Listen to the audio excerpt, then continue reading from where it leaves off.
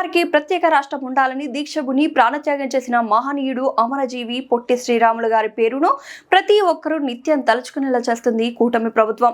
గ్రామీణ ప్రాంతాల్లో తాగునీటి సరఫరాకు ఉద్దేశించిన జేజేఎం వాటర్ గ్రిడ్ పథకానికి అమరజీవి జలాధర అని నామకరణం చేశారు.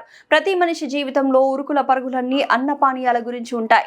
నేను నా కుటుంబం వారికి 3 పూటలా పట్టెడన్నం స్వచ్ఛమైన నీరు అందించాలనే తపన ప్రతి మనిషికి ఉండాలి.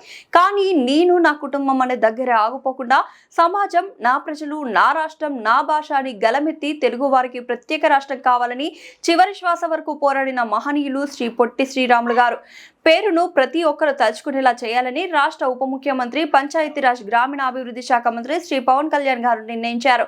అన్నపానీయాలు మాని 56 రోజుల పాటు మండుతున్న కడుపు, ఎండిపోయిన డొక్కకు బంకమట్టి రాసుకొని పోరాడిన మహనీయుడు శ్రీ పొట్టి శ్రీరాములు గారు.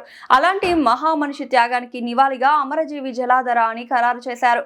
అమరజీవి జలాధర పోస్టర్ విడుదల. ఉమ్మడి తూర్పు, పశ్చిమ గోదావరి జిల్లాలకు సంబంధించిన పనులకు శనివారం ఉదయం నిడదవోలు నియోజకవర్గం పెరవలి గ్రామంలో శ్రీ పవన్ కళ్యాణ్ గారు శంకుస్థాపన చేయనున్నారు.